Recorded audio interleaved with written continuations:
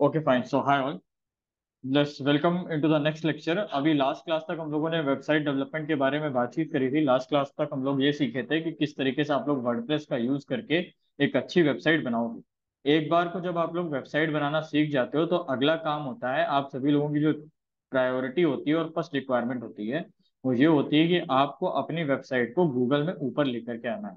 क्योंकि जाहिर सी बात है, ज्यादातर लोग गूगल पर ही अपना समय व्यतीत करते हैं। जब भी उन्हें कोई चीज सर्च करनी होती है तो अलग अलग कंपनीज और अलग अलग ऑर्गेनाइजेशन हमेशा से यही चाहते हैं कि उनकी जो वेबसाइट है गूगल पर टॉप पे दिखे।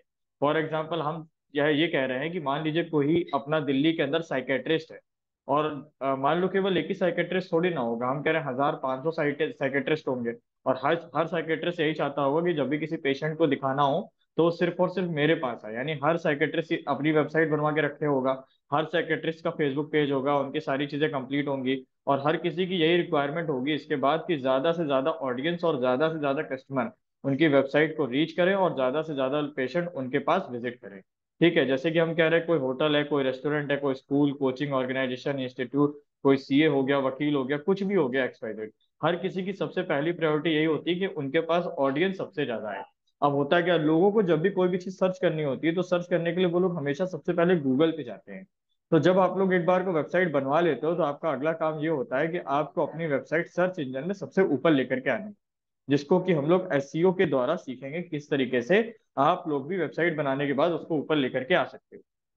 यानी आज की क्लास का हमारा जो मेन टॉपिक रहेगा वो रहेगा सर्च इंजन ऑप्टिमाइजेशन, यानी एसईओ। ठीक है, तो एसईओ क्या है पहले तो ये समझेंगे, साथ ही साथ एसईओ के अंदर क्या क्या चीजें हमें पढ़नी है, क्या क्या चीजें हमें सीखनी है। ये क्योंकि एक फर्स्ट इंट्रोडक्शन क्लास है एसईओ की, तो इस क्लास के दौरान लगभग हम लोग केवल इंट्रोडक्शन पार्ट को ही कवर करेंगे। ये समझ के चलिए कि आने वाले 4 से 5 सेशन के अंदर मैं एसईओ पूरी तरीके से फिनिश कर दूंगा। तो आज फर्स्ट क्लास में हम लोग क्या क्या पढ़ने वाले हैं, अबाउट वेरियस सर्च इंजन। हम लोग अलग अलग सर्च इंजन के बारे में बात करेंगे। इसके बाद हम ये सीखेंगे कि गूगल सर्च काम कैसे करता है। इसी के साथ साथ हम ये भी सीखेंगे कि गूगल सर्च किस तरीके से वर्क करेगा। और हम लोगों को ये भी देखना है कि गूगल सर्च के क्या क्या पार्ट होते हैं। ठीक है ना, कि गूगल के ऊपर जब भी कोई ऑडियंस जाती है या कोई पर्सन जाके कोई भी चीज सर्च करता है तो कितने अलग अलग पार्ट्स होते हैं वहां पर जिनको उसे फॉलो करना पड़ता है। सबसे पहली बात, अगर हम बात करें वेरियस सर्च इंजन की, तो आपकी स्क्रीन पर एक डेटा मैंने शेयर किया है।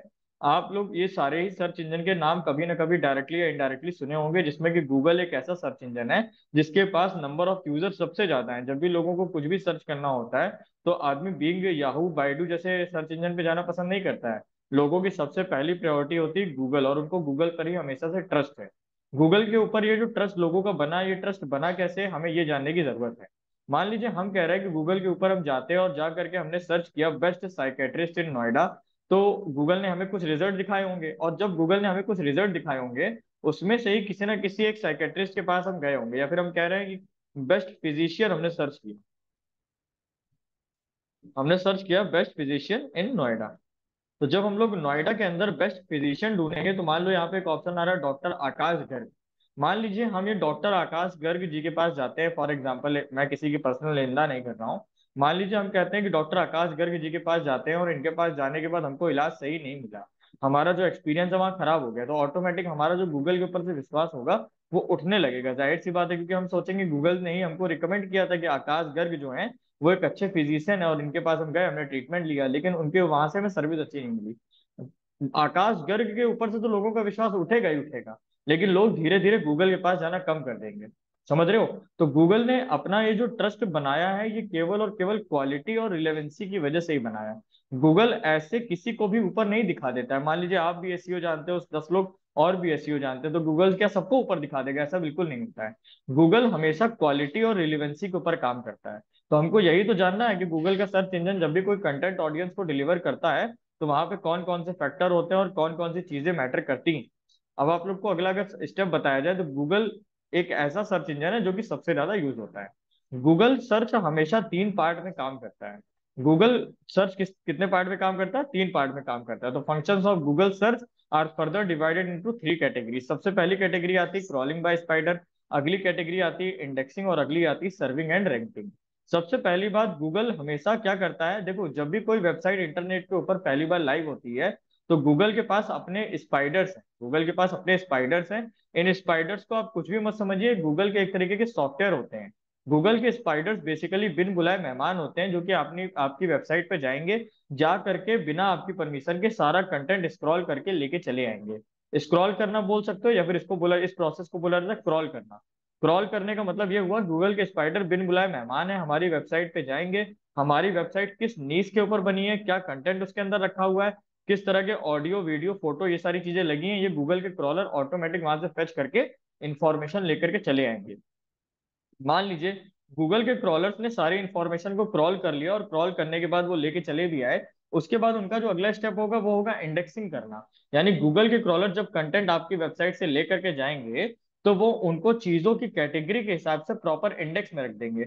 जिस जगह पे फोटो रखनी है उस जगह पे फोटो रख दिया जाएगा, जिस जगह पे वीडियो रखना है उस जगह पे वीडियो रख दिया जाएगा, ताकि लोग जब किसी भी चीज को सर्च करें तो गूगल उनको with in a second, 1 second से भी कम समय के अंदर गूगल उनको कंटेंट डिलीवर कर पाया। क्योंकि गूगल जब तक क्वालिटी और रिलेवेंसी मेंटेन नहीं करेगा अपनी, तब तक लोग गूगल के ऊपर जाना पसंद करेंगे नहीं। सबसे बड़ी बात है यहाँ पर, गूगल ने मतलब आपका जो डेटा वो क्रॉल तो कर ही लिया, साथ ही साथ गूगल ने हम कहते हैं इंडेक्स भी कर दिया। अगला गूगल के जो क्रॉलर्स उनका काम ये होगा, या गूगल फंक्शन का काम ये होगा कि उसको डेटा को सर्व करना है। समझ रहे हो, क्या करना है, सर्व करना है। लेकिन किसी भी डेटा को सर्व नहीं करना है, वो डेटा जिसकी रैंकिंग सबसे ज्यादा अच्छी होगी केवल गूगल उसी को ही सर्व करेगा।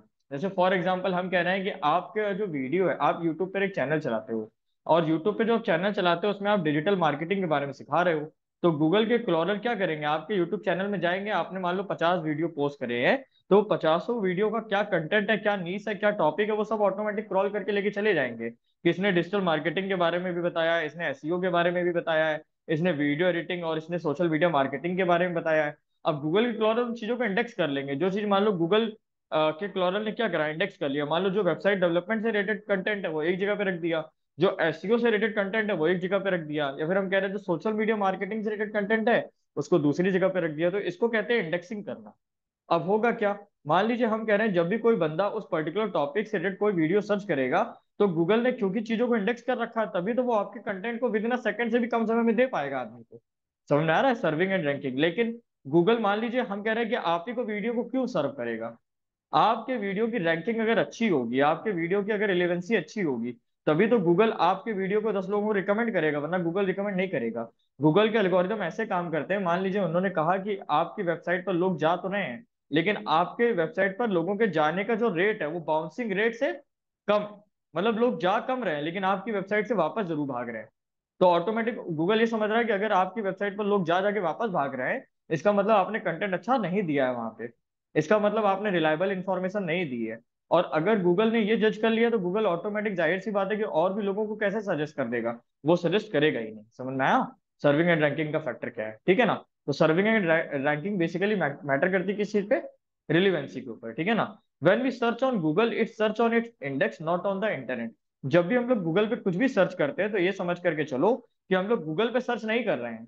When we search on Google, तो इसका मतलब गूगल पे थोड़ी ना सर्च कर रहे हैं, हम उसके इंडेक्स पे सर्च कर रहे हैं। क्योंकि चीजें हमेशा कहाँ रखी हुई हैं, इंडेक्स पे रखी है। जैसे फॉर एग्जांपल तुमने डाला बेस्ट फिजिशियन इन नोएडा या बेस्ट साइकेट्रिस्ट इन नोएडा, तो हम गूगल पे नहीं सर्च कर रहे हैं, या सॉरी ऐसे समझो कि हम इंटरनेट पे सर्च नहीं कर रहे हैं, हम गूगल के इंडेक्स पे सर्च कर रहे हैं। अब समझो बात को, बात का पॉइंट क्या है कि we are not searching anything on the internet, हम इंटरनेट पे नहीं सर्च कर रहे हैं, हम गूगल के इंडेक्स पे सर्च कर रहे हैं। क्योंकि होता है ना, गूगल का सर्च इंजन लगाते हो जब ब्राउजर ओपन करते हो, और फिर वहां जाके सर्च करते हो, तो क्या लगता है इंटरनेट पे सर्च कर रहे हो, नहीं, हम गूगल के सर्च इंजन पे सर्च कर रहे हैं। इसका मतलब गूगल का जो सर्च इंजन है वो अपने ही इंडेक्स में कंटेंट ढूंढेगा और ढूंढ करके तुमको निकाल के दे देगा।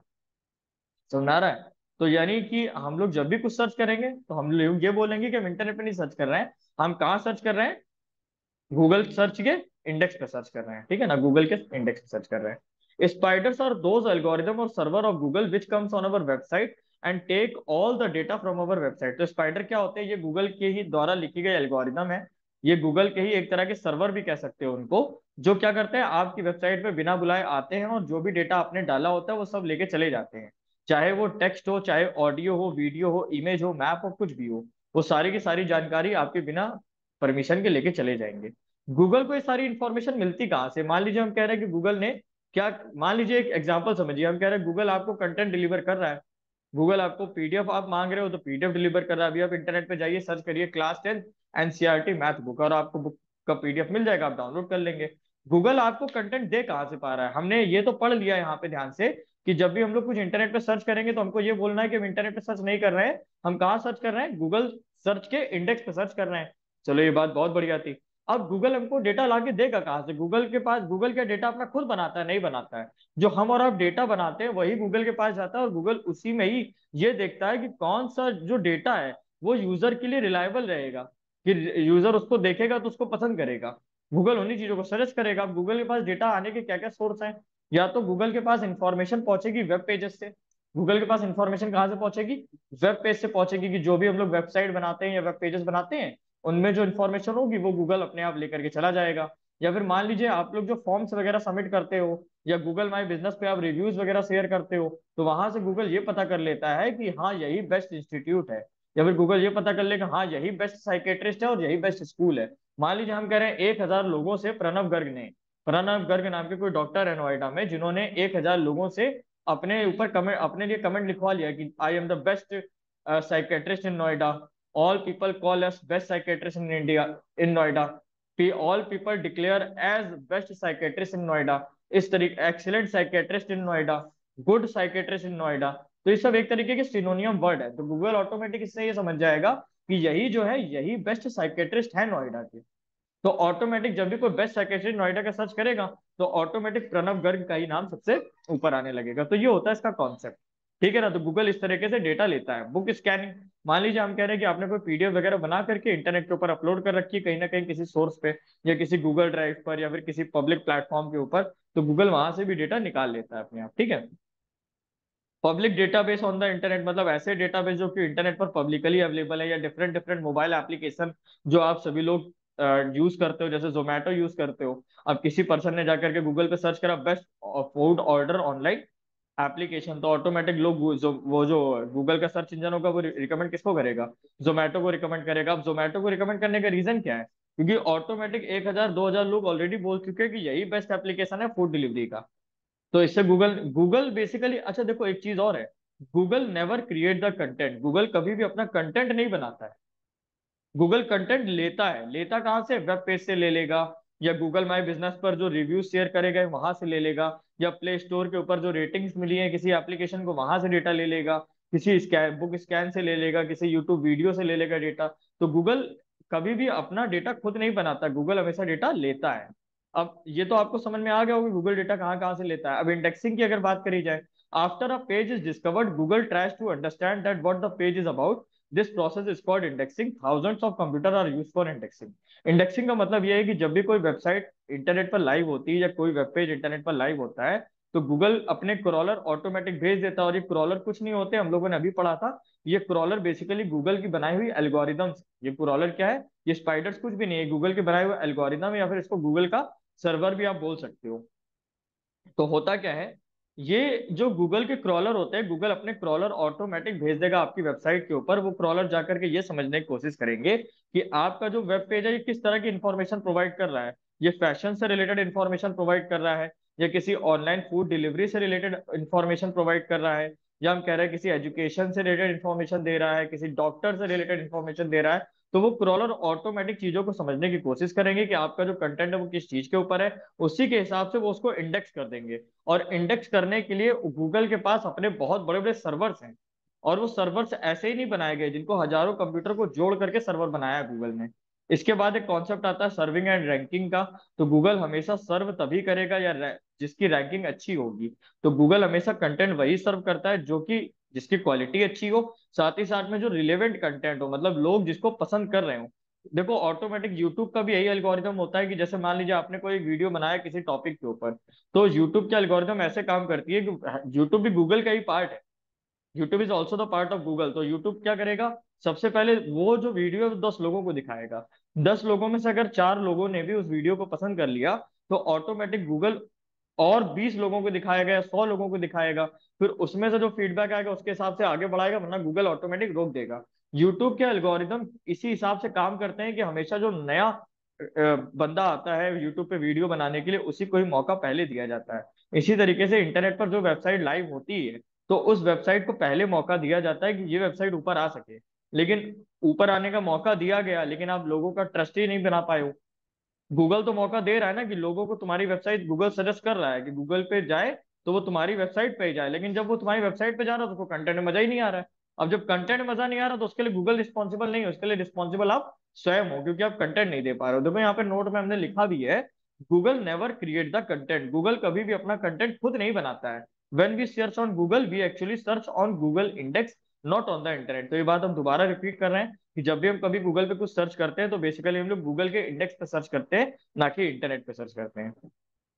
होपफुली एक ओवरव्यू आपको मिल गया होगा। अब एसईओ करने के लिए 200 प्लस फैक्टर्स अवेलेबल है। मतलब आप सब लोग भी अगर एसईओ करना चाहते हो तो आपके पास 200 से भी ज्यादा फैक्टर अवेलेबल है, और ये 200 से भी ज्यादा फैक्टर जिस बंदे ने यूज कर लिए वो समझो एसईओ में एक्सपर्ट हो गया। आज की डेट में अगर देखा जाए ना तो एसईओ की बहुत जॉब्स आती हैं। और अगर हम कह रहे हैं कि केवल और केवल आपको वेबसाइट बनाना आता है, ग्राफिक बनाना आता है, आपको एसईओ आता है, सोशल मीडिया मार्केटिंग आती है, तो आप महीने में आराम से 30 to 35 थाउजेंड रुपीज आराम से कमा सकते हो बिना किसी बर्डन के और बिना किसी पेन के। और जैसे जैसे एक्सपर्टाइज होगा तो ऑटोमेटिक चीजें आप और भी ज्यादा ग्रैब कर सकते हो। मान लीजिए इसी के साथ आपने बल्क एसएमएस सीख लिया, व्हाट्सएप एपीआई इंटीग्रेशन सीख लिया, ईमेल मार्केटिंग सीख लिया, एफिलिएट मार्केटिंग सीख लिया, तो आपकी जो स्किल्स है ना वो बढ़ती जाती है। अगर आप अपनी स्किल्स नहीं भी बढ़ा पा रहे हो तो केवल website development, SEO, graphic designing, social media marketing इतना सीख के कहीं भी चले जाओ, ऑटोमेटिक आराम से आपको 30,000 रुपए की जॉब तो आराम से मिल ही जाएगी। Degree never matter. Digital marketing के सफर में डिग्री मैटर नहीं करती है, ये भी बात आप समझ के चलिए। यहाँ पे केवल और केवल आपकी स्किल्स मैटर करती हैं। ठीक है ना। तो अब एक चीज समझिए, हम कह रहे हैं कि ये जो 200 फैक्टर गूगल ने बना करके दिए हैं, क्या ये 200 फैक्टर्स को इंप्लीमेंट करना इतना आसान है? इतना आसान नहीं है। मान लीजिए हम कह रहे हैं इस क्लासरूम के अंदर 10 या 15 लोग बैठे हैं, तो ये 10-15 लोग सभी लोग अगर मान लो ये 200 फैक्टर सीख गए, तो क्या ये सभी लोग एसईओ कर ले रहे हैं अगर, तो क्या गूगल सबकी वेबसाइट ऊपर ले आएगा? बिल्कुल पॉसिबल नहीं है। ये 200 फैक्टर्स को फॉलो करना अपने आप में एक बहुत बड़ी जंग जैसा मान करके चलो इसको। तो अपनी ट्रेनिंग के दौरान इन्हीं 200 प्लस फैक्टर्स के बारे में हमको सीखना है, क्या क्या फैक्टर्स है, किन किन चीजों पे हमें ध्यान देना है, यही सारी बातें। सबसे पहला और सबसे इंपॉर्टेंट फैक्टर जो आता है वो होता है कीवर्ड रिसर्च का। क्योंकि जाहिर सी बात है हमें सबसे पहले कीवर्ड रिसर्च के ऊपर ध्यान देना होता है कि लोग जब भी हमको गूगल पे सर्च करते हैं तो किन कीवर्ड्स को डाल करके सर्च करते हैं। जैसे फॉर एग्जांपल हम कह रहे हैं कि मान लीजिए आप सभी लोगों को एक छोटा सा टास्क दिया जा रहा है, आप लोगों को नोएडा के अंदर बेस्ट डिजिटल मार्केटिंग इंस्टीट्यूट ढूंढना है, तो आप लोग क्या कीवर्ड्स डाल के सर्च करोगे? सबसे पहले ऑनलाइन वालों से पूछेंगे, ऑनलाइन वालों आप लोग बताओ कि अगर हम कह रहे हैं आप लोगों को नोएडा के अंदर best digital marketing institute search करना है तो आप कीवर्ड क्या डालोगे इंटरनेट पे?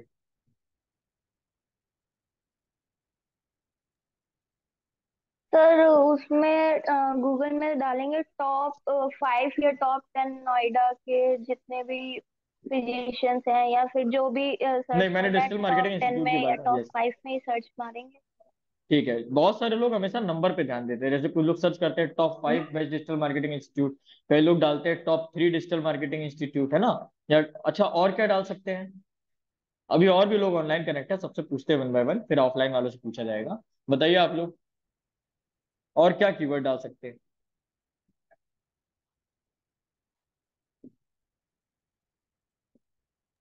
Best institute near me for digital marketing course.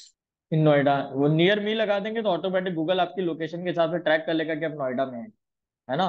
तो ये भी कीवर्ड डाला जा सकता है, best digital marketing institute near me, है ना। और बताइए, अवनीश जी आप भी ऑनलाइन कनेक्ट है, बता सकते हैं।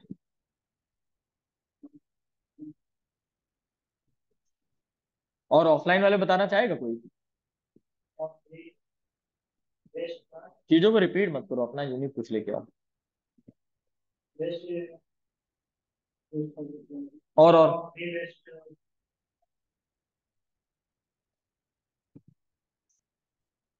देखो, सर्च करने वाले कुछ भी सर्च करते हैं।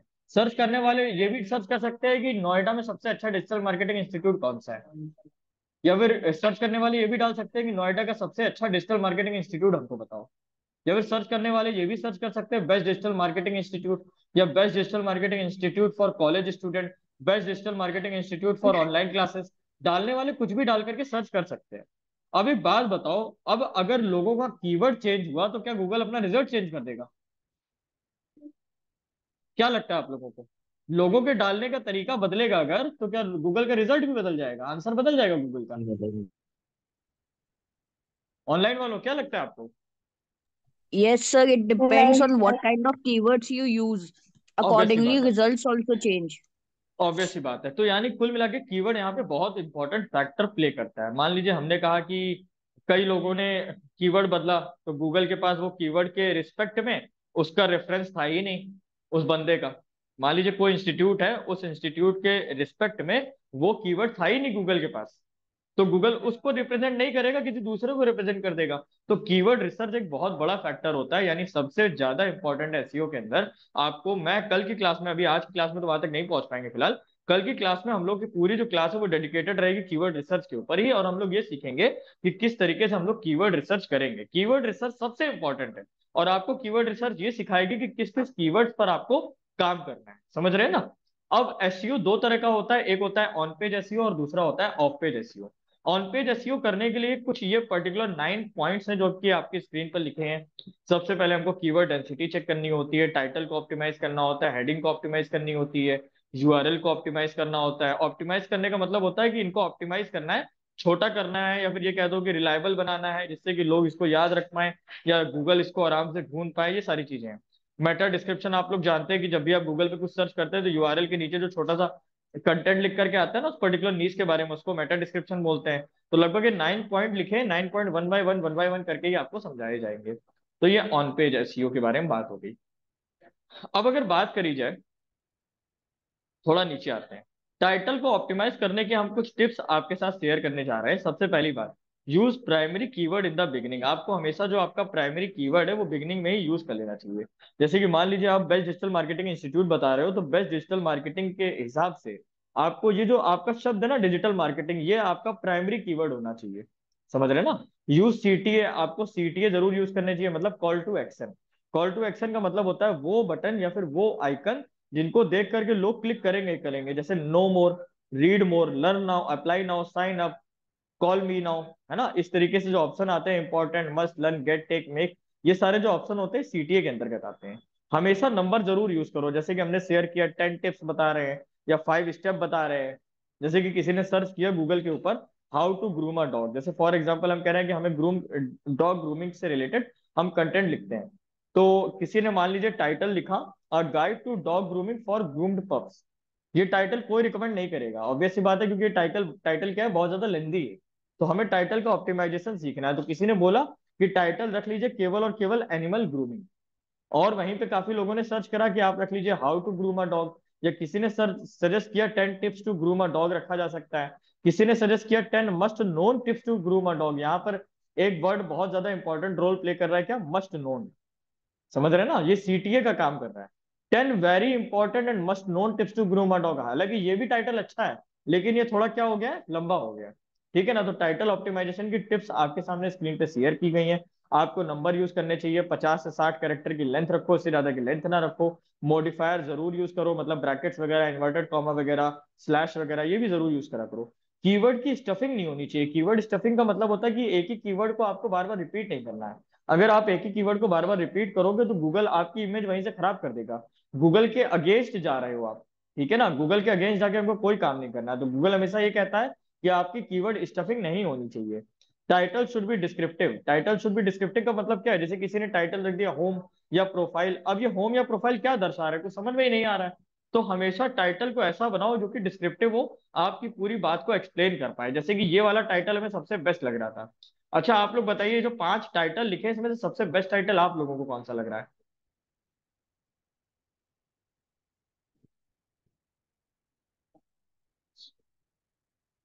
Third one, ten third one, must known tips to groom a dog. 10 must known tips to groom a dog, ये सबसे बेस्ट लग रहा है। इसका रीजन क्या है? छोटा है, डिस्क्रिप्टिव है, और साथ ही साथ इसमें सीटीए भी यूज हो रहा है। और प्राइमरी कीवर्ड जो है वो डॉग ग्रूमिंग से रिलेटेड, वो भी हमने यूज किया ही किया है। समझ रहे हैं ना? तो तो इस तरीके सीटीए से का full form? Call to action. Clear? CTA means call to action. अब इसके बाद अगर देखा जाए तो एक हम लोग यहाँ पर टूल यूज करेंगे जिसका नाम होगा Moz title preview tool. Basically it is use to see the live preview of your web page title on Google. ये आपको ये बताएगा कि आपका जो वेब पेज है वो लाइव कैसा दिखेगा जब भी कोई गूगल पे इसको सर्च करेगा। तो इसका हम लोग प्रैक्टिकल इंप्लीमेंटेशन नेक्स्ट क्लास में सर्च करेंगे। ठीक है? अब इसके बाद हेडिंग और पैराग्राफ को भी आपको ऑप्टिमाइज करना होगा। ठीक है ना? हेडिंग और पैराग्राफ को ऑप्टिमाइज करने के लिए भी कुछ टिप्स यहाँ पे लिखी हुई हैं। Include secondary keywords in heading, जो मतलब आपके जो मिलते जुलते कीवर्ड्स होंगे, जैसे डिजिटल मार्केटिंग को इंटरनेट मार्केटिंग या ऑनलाइन मार्केटिंग भी बोला जाता है, तो ये भी कीवर्ड आप यूज कर सकते हैं, सेकेंडरी कीवर्ड्स है। Drop your keywords in first 100 word, आपके जो कीवर्ड्स हैं उन कीवर्ड्स को आप जब भी कोई मतलब हेडिंग लिख रहे हो, पैराग्राफ लिख रहे हो, शुरुआत के 100 शब्दों में ही उसको ऑप्टिमाइज करा दो, मतलब शुरुआत के 100 शब्दों में आप उसको लिख दो। Never copy the title in heading, title को कभी भी हेडिंग में कॉपी मत कर दो। हम कह रहे भाई आपने टाइटल दिया और वही आपने हेडिंग में भी मेंशन कर दिया, तो ये आपको बिल्कुल भी नहीं करना है। राइट एज अ स्टोरी, लोग सोचते हैं हम पॉइंट बना के लिखेंगे, पॉइंट बना के लिखोगे तो काम कभी नहीं होगा। गूगल इससे ये समझेगा कि तुमने अपने कंटेंट की लेंथ बढ़ाने के लिए पॉइंट में लिखना स्टार्ट कर दिया है। तो पॉइंट में नहीं लिखना, हमेशा पैराग्राफ में लिखने की कोशिश करो। आप तभी देखिए, जैसे जावा टी पॉइंट हो गया या गीक्स फॉर गीक्स हो गई, ये वेबसाइट हमेशा अपना कोई भी कंटेंट पैराग्राफ में ही लिख के देती है। इवन विकीपीडिया पैराग्राफ में ही लिख के देता है, ठीक है ना। यूज एलएसआई कीवर्ड इन पैसेज, एलएसआई का मतलब होता है latent semantic index. Latent semantic index का मतलब ऐसे समझो कि उससे मिलते जुलते जो वर्ड्स हैं, उससे मिलते जुलते जो वर्ड है, और जो कि वो भी सबसे ज्यादा यूज होते हैं, जैसे डिजिटल मार्केटिंग कोई बोलता है, कोई उसको ऑनलाइन मार्केटिंग बोलता है, कोई उसको इंटरनेट मार्केटिंग बोलता है, समझ रहे हो ना। जैसे कोई फिजिशियन बोलता है, कोई बोलता है कि नॉर्मल नाक कान के डॉक्टर होंगे, या फिर कोई बोलता है नॉर्मल सर्दी जुकाम के डॉक्टर होंगे। तो इस तरीके से भी लोग सर्च करा करते हैं। तो लेटेंट सिमेंटिक इंडेक्स ये भी ऐसे कीवर्ड है जो कि मतलब उससे मिलते जुलते होंगे, समझ रहे हैं ना, सिनोनियम एक तरह से समझ सकते हो। अब जैसे ये सारी चीजें तो आपको प्रैक्टिकली बतानी पड़ेंगी, ये पॉइंट्स आपको अभी शेयर किए जाएंगे, तो आप इन पॉइंट्स को पढ़िएगा। हालांकि कल से प्रैक्टिकल स्टार्ट करेंगे, और मेन जो हमारा प्रैक्टिकल का मेन ऑब्जेक्टिव होगा कल की क्लास में, वो होगा कीवर्ड रिसर्च के ऊपर, समझ रहे हैं। अब देखिए, एसईओ दो तरीके का, पहला ऑन पेज एसईओ और दूसरा off page SEO. It refers to optimize the part of your website, जैसे कि एचटीएमएल को ऑप्टिमाइज करना, या पेज के टाइटल को ऑप्टिमाइज करना, या यूआरएल को ऑप्टिमाइज करना, ये ऑन पेज एसईओ के अंतर्गत आता है। ऑफ पेज एसईओ के अंदर क्या क्या आता है, it focus on the ranking factor, ये रैंकिंग फैक्टर को इफेक्ट करता है। जैसे कि फॉर एग्जाम्पल बैकलिंक्स हो गया। बैकलिंक्स का मतलब ऐसे समझो कि मान लीजिए हमने अपनी वेबसाइट का बैकलिंक प्रतीक को दे दिया, जब प्रतीक ने अपनी वेबसाइट का बैकलिंक जो है वो हेमंत को दे दिया। अब हेमंत किसी अदर नीच के ऊपर काम कर रहे हैं, प्रतीक किसी अदर नीच के ऊपर काम कर रहे हैं। प्रतीक ने बोला कि हेमंत की वेबसाइट पर क्राउड ज्यादा आता है, उसकी वेबसाइट पर अगर हमारी वेबसाइट का एडवर्टीजमेंट हो जाए तो वहां से भी यूजर हमारे पास आ सकते हैं। This is called backlink. और बैकलिंक देते समय हमें बहुत सारे लीगल अथॉरिटीज होती है जिनको फॉलो करना चाहिए, तो ये सब चीजें कैसे करते हैं ये भी बताया जाएगा। ऑन पेज एसईओ हो या ऑफ पेज एसईओ हो, ये हमेशा दो कैटेगरी में डिवाइड होता है। पहला होता है ब्लैक हैट और दूसरा होता है व्हाइट। क्या होता है, ब्लैक हैट और व्हाइट हैट। तो कुल मिलाकर के क्या समझा कि एसईओ का मतलब क्या होता है, एसईओ का मतलब अपनी वेबसाइट को या फिर अपने वेब पेज को सर्च इंजन के अकॉर्डिंग हमको ऑप्टिमाइज कराना है, सर्च इंजन के अकॉर्डिंग उनको सर्च फ्रेंडली बनाना है, जिससे कि हमारी वेबसाइट टॉप पर रैंक कर सके जब भी कोई रिलेटेड कीवर्ड उससे रिलेटेड सर्च करेगा, है ना। जब भी एसईओ शुरू करना होता है तो हमारे पास दो मेथड होते हैं, पहला ऑन पेज एसईओ और दूसरा off page SEO. On page SEO क्या रिफर करता है, it refers to optimize the part of your website, जैसे कि एचटीएमएल को ऑप्टिमाइज करना है या पेज के टाइटल को ऑप्टिमाइज करना है, ठीक है। अब अगर ऑफ पेज की बात करी जाए तो ऑफ पेज का मतलब, देखो हर काम को करने के दो तरीके होते हैं, एक होता है सही तरीका और एक होता है गलत तरीका, तो वही ऑफ पेज एसईओ इसी तरीके से समझ लो। तो ऑन पेज एसईओ का मीन्स वो हो गया जो एसईओ हमारे पेजेस पर होता है, उसको ऑन पेज बोलोगे। चाहे स्ट्रक्चर से रिलेटेड हो या कंटेंट से रिलेटेड हो, जो आपके हाथ में है, वो ऑन पेज एसईओ, ठीक है। Of page SEO focus on the ranking factor, मतलब वो ऑप्टिमाइजेशन जो कि हम अपनी वेबसाइट से बाहर जाकर के कर रहे हैं, लाइक दूसरी वेबसाइट पर जा करके या फिर दूसरे सर्वर पर जा करके हमको काम करना है और अपनी वेबसाइट को ऊपर लेकर के आना है, ठीक है ना। नाउ क्वेश्चन इज दैट क्या क्या टेक्निक यूज होती हैं ऑन पेज के लिए और ऑफ पेज के लिए। तो ऑन पेज हो या ऑफ पेज हो, इन दोनों को करने के लिए दो टेक्निक यूज होती है, पहली ब्लैक हैट और दूसरी व्हाइट हैट है। एक क्वेश्चन और आता है ग्रे हैट क्या होता है, तो grey hat is equal to black hat plus white hat. तो अभी ये सारी चीजें आपको धीरे धीरे ही समझ में आएंगी, ठीक है ना, ये सारी चीजें आपको धीरे धीरे ही हम बताते चले जाएंगे।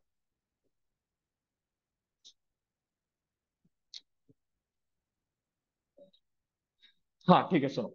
अब अगर व्हाइट हैट एसईओ की बात करी जाए, तो व्हाइट हैट एसईओ के बारे में अभी कुछ चीजें और समझा देते हैं।